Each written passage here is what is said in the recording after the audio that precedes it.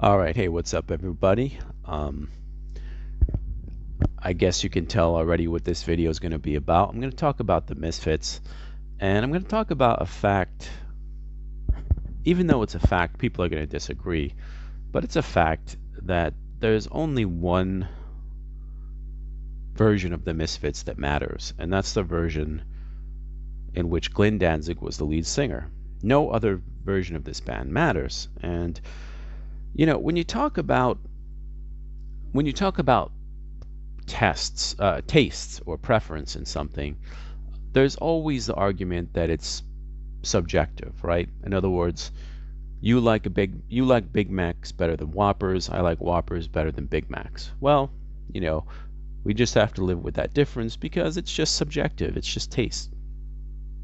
But most people would agree with that. But I disagree with that. I think there is a right answer. I think there is a difference in quality between A or B.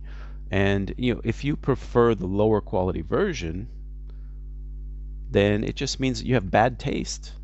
And I don't think it's subjective. I think it's objective. I think it's objectively true that the Misfits with Glenn Danzig were a lot better than any other version of the Misfits that came after them. I know a lot of people are going to disagree with me, but hey. So let me get into it. The Misfits are a band that started in Lodi, New Jersey. You already know that already. They started with a bunch of guys from the same town. Glenn was the talent. Glenn was the songwriter. He was the visionary. He was the guy who wrote the songs. He was the guy who conceived of the sound and the style of the music, the most important thing. He was the heart of the band. Now, the bass player Jerry, and to a lesser extent his little brother Doyle, they contributed somewhat to the band, but mostly in finances, because Glenn didn't come from a family that had a lot of money. I think his father was in the military or something like that. But Doyle and Jerry, the Caffey brothers, their father had a machine shop, and if you think about a machine shop, you might think, oh, it's just blue collar. These are blue collar guys, and yeah, it is a blue collar job. But if you own a machine shop and you have contracts, to manufacture little parts for things, and it's on a contract basis, you could make a shitload of money with a machine shop. Like you could easily be upper middle class. You could easily be wealthy, depending on how big the business is and how many contracts you have. So, they came from a family, Jerry and Doyle, that had a fair amount of money. Maybe they weren't, they didn't have a yacht, they didn't have a private jet, but, for Lodi, New Jersey, they were doing really well, much better than Glenn. So, they put some of that money to their credit, and, to the discomfort of their father, to the chagrin of their father, they put some of that money into the band. And I think they even borrowed money from their dad to, go on some tours. So you have to hand it to Jerry for helping to finance the band in those early days. The band wouldn't have taken off the way that it did if it wasn't for that money, if it wasn't for that financial boost. The other thing that they did, they contributed creatively, I guess, to the image of the Misfits because, they looked cool, they dressed cool, and, Jerry, it was probably Jerry who came up with the Devil Lock idea, which became part of the iconic image of the band. And, these were guys who worked in a machine shop, so they were handy. They could make things. They made the coffins that were used at some of the shows. I'm not sure if it was Max's Kansas City or Irving Plaza. But they made coffins that the band would bust out of, and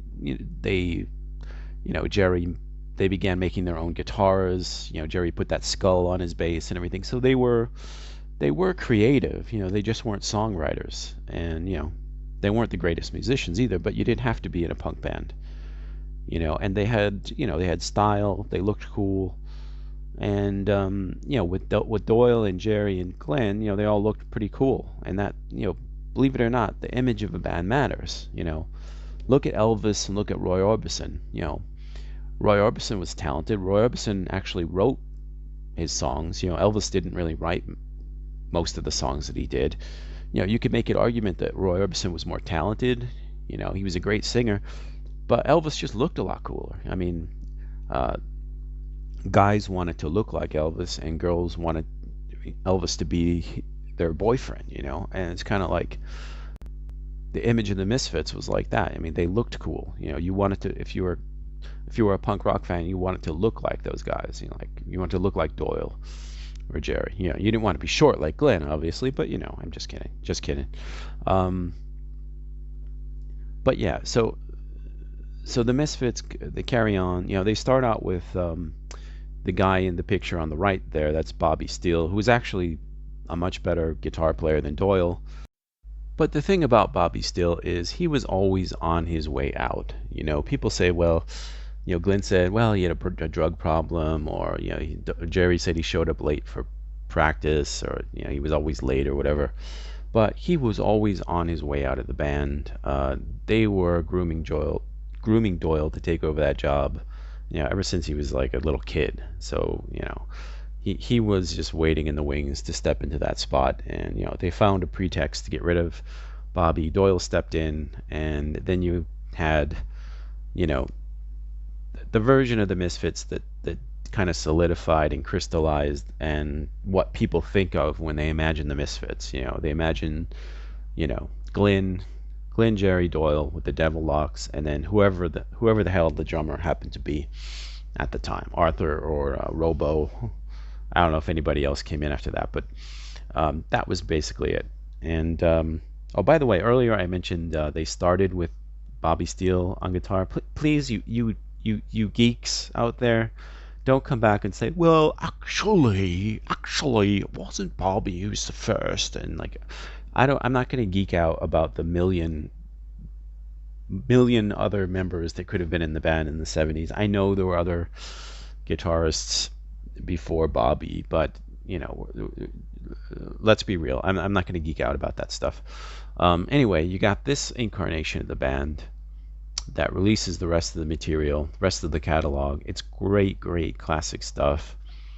Even with Doyle, I mean, Doyle's a novice, but he does bring a certain violence to his playing, I think, and he looks really cool. He looks way cooler than Bobby. And the image was, like I said, image was important. So finally, tensions rise in the band, and I'm not going to get into that story, but Glenn leaves the band.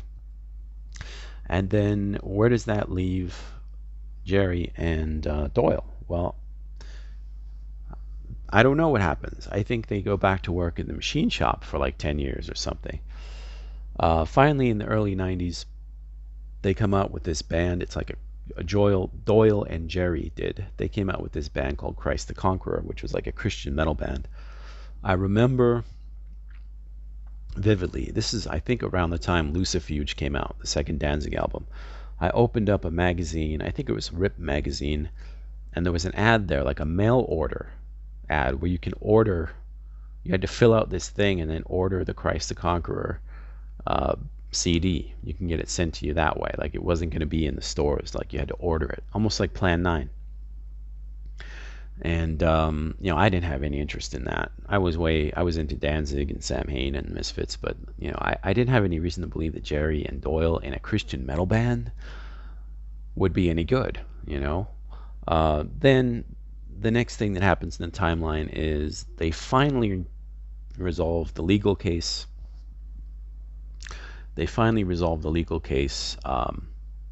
About the use of the band's name, the Misfits, and it turns out that Jerry and Doyle can use the Misfits name. They can tour as the Misfits. And then that's when you get the second, what I call the second incarnation of the Misfits, meaning the post-Glenn Danzig era. And to me, it's just not the Misfits. I mean, you can't think of that as being the Misfits.